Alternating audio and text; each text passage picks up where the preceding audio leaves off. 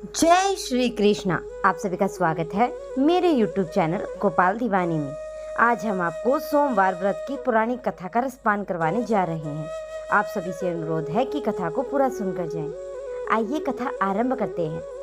अमरपुर नगर में एक धनी व्यापारी रहता था और दूर दूर तक उसका व्यापार फैला हुआ था। नगर में उस व्यापारी का सभी लोग मान और सम्मान करते थे। इतना सब होने पर भी वह व्यापारी अंतर्मन से बेहद ही दुखी था, क्योंकि उस व्यापारी का कोई पुत्र नहीं था। दिन रात उसे एक ही चिंता सताती रहती थी कि उसकी मृत्यु के बाद इतने बड़े व्यापार और धन संपत्ति को कौन संभालेगा। पुत्र पाने की इच्छा में वह व्यापारी प्रति सोमवार भगवान शिव की व्रत और पूजा किया करता था। सायंकाल को व्यापारी शिव मंदिर में जाकर भगवान शिव के सामने घी का दीपक जलाया करता था। उस व्यापारी की भक्ति को देखकर एक दिन पार्वती माँ ने भगवान शिव से कहा कि हे प्राणनाथ, यह व्यापारी तो आपका सच्चा भगत है और कितने दिनों से यह सोमवार का व्रत और पूजा नियमित रूप से कर रहा है। भगवान आप इसकी मनोकामना को अवश्य पूर्ण करें। भगवान शिव ने मुस्कुराते हुए कहा कि हे पार्वती, इस संसार में सबको अपने कर्म के अनुसार ही फल की प्राप्ति होती है। प्राणी जैसा कर्म करते हैं उन्हें वैसा ही फल प्राप्त होता है। इसके बावजूद भी पार्वती जी नहीं मानी और उन्होंने इतना आग्रह करते हुए कहा कि नहीं प्राणनाथ, आपको इस व्यापारी की इच्छा तो पूरी करनी ही पड़ेगी। यह आपका अनन्य परम भगत है। प्रति सोमवार आपका विधिवत व्रत रखता है और पूजा अर्चना के बाद ही आपको भोग लगाकर एक समय का भोजन ग्रहण करता है। आपको इसे पुत्र प्राप्ति का वरदान तो देना ही होगा। और पार्वती का इतना आग्रह देखकर भगवान शिव ने कहा कि मैं तुम्हारे इस आग्रह पर इस व्यापारी को पुत्र प्राप्ति का वरदान देता हूँ, लेकिन उसका पुत्र 16 वर्ष से अधिक नहीं जी सकेगा। और उसी रात भगवान शिव ने उस व्यापारी को दर्शन देकर उसे पुत्र प्राप्ति का वरदान दिया और उसके पुत्र के 16 वर्ष तक जीवित रहने की बात भी बताई। भगवान के वरदान से व्यापारी को खुशी तो हुई, लेकिन पुत्र की अल्पायु की चिंता ने उसकी खुशी को नष्ट कर दिया। व्यापारी पहले की तरह ही सोमवार का विधिवत व्रत करता रहा। कुछ महीने पश्चात उसके घर एक अति सुंदर पुत्र पैदा हुआ और पुत्र जन्म में व्यापारी के घर में खुशियां ही खुशियां भर गई। बहुत धूमधाम से पुत्र जन्म समारोह मनाया गया। व्यापारी को पुत्र जन्म की अधिक खुशी नहीं हुई, क्योंकि उसे पुत्र की अल्पायु के रहस्य का पता था और यह रहस्य घर में किसी को भी मालूम नहीं था। विद्वान ब्राह्मणों ने उसके पुत्र का नाम अमर रखा। जब अमर 12 वर्ष का हुआ तो उसे शिक्षा के लिए वाराणसी भेजने का निश्चय हुआ। व्यापारी के अमर ने मामा दीपचंद को बुलाया और कहा कि अमर को शिक्षा प्राप्त करने के लिए वाराणसी छोड़ आओ। अमर अपने मामा के साथ शिक्षा प्राप्त करने के लिए चल दिया और रास्ते में जहाँ भी अमर और दीपचंद रात्रि में विश्राम के लिए ठहरते वहीं पर यज्ञ करते और ब्राह्मणों को भोजन कराते। लंबी यात्रा के बाद अमर और दीपचंद एक नगर में पहुंचे और उस नगर के राजा की कन्या के विवाह की खुशी में पूरे नगर को सजाया गया था। निश्चित समय पर बारात भी आ गई, लेकिन वर का पिता अपने बेटे के एक आंख से काने होने के कारण बेहद ही चिंतित था।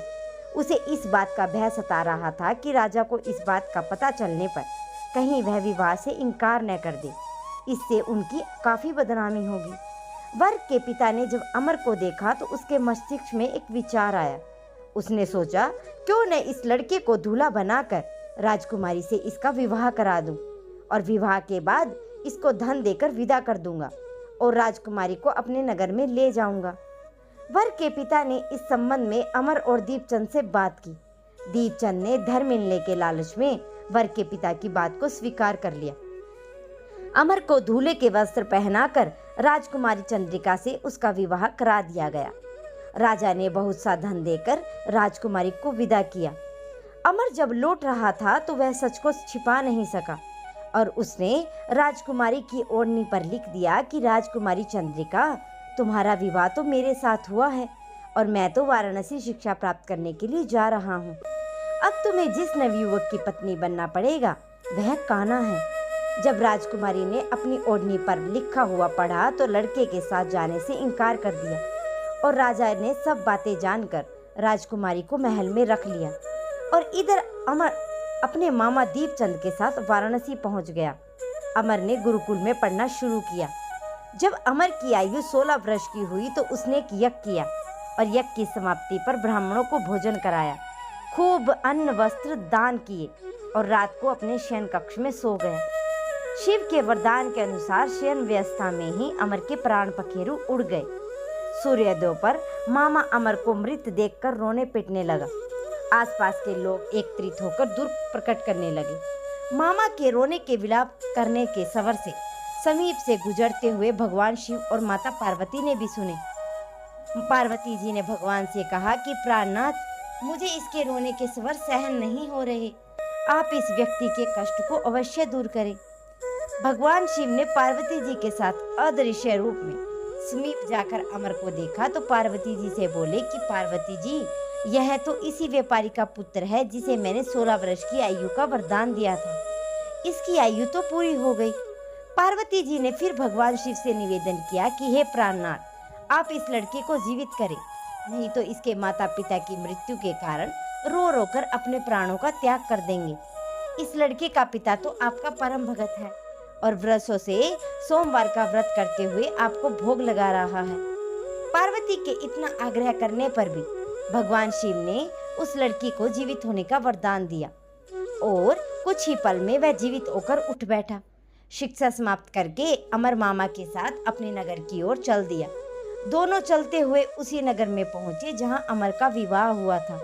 उस नगर में अमर ने एक यज्ञ का आयोजन किया और समीप से गुजरते हुए राजा ने यज्ञ का आयोजन देखा। राजा ने अमर को तुरंत ही पहचान लिया और यज्ञ समाप्त होने पर राजा अमर और उसके मामा को महल ले गया और कुछ दिन उसे महल में रखकर बहुत सा धन और वस्त्र देकर राजकुमारी के साथ विदा किया।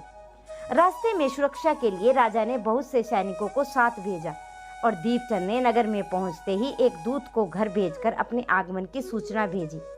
अपने बेटे अमर के जीवित वापस लौटने की सूचना से व्यापारी बहुत ही प्रसन्न हुआ। व्यापारी ने अपनी पत्नी के साथ स्वयं को एक कमरे में बंद कर रखा था और भूखे प्यासे रहकर व्यापारी उनकी अपनी पत्नी और बेटे की प्रतीक्षा कर रहा था। उन्होंने प्रतिज्ञा कर रखी थी कि यदि उन्हें अपने बेटे का समाचार मिला तो वह दोनों अपने प्राणों का त्याग कर देंगे। व्यापारी अपनी पत्नी और मित्रों के साथ नगर के द्वार पर पहुंचा तो अपने बेटे का विवाह का समाचार सुनकर पुत्र वधू राजकुमारी चंद्रिका को देखकर उनकी खुशी का ठिकाना न रहा। उसी रात भगवान शिव ने व्यापारी के स्वप्न में आकर कहा कि हे श्रेष्ठी, मैंने तेरे सोमवार व्रत से प्रसन्न होकर और व्रत कथा सुनने से प्रसन्न होकर तेरे पुत्र को लंबी आयु प्रदान की है। व्यापारी बहुत ही प्रसन्न हुआ और सोमवार का व्रत करने से व्यापारी के घर में खुशियां लौट आई। शास्त्रों में लिखा है कि जो स्त्री और पुरुष सोमवार का विधिवत व्रत रखते हैं और व्रत कथा सुनते हैं तो उनकी इच्छाएं पूरी होती हैं। हे शिव भगवान, जैसे आपने इस व्यापारी के दुखों का सर्वनाश किया, वैसे ही इस कथा को सुनने और हुंकार भरने वाले के दुखों का भी सर्वनाश करें। तो ये थी सोमवार की विधिवत व्रत कथा। अब अगली कथा का रसपान आप अगली कथा में करेंगे।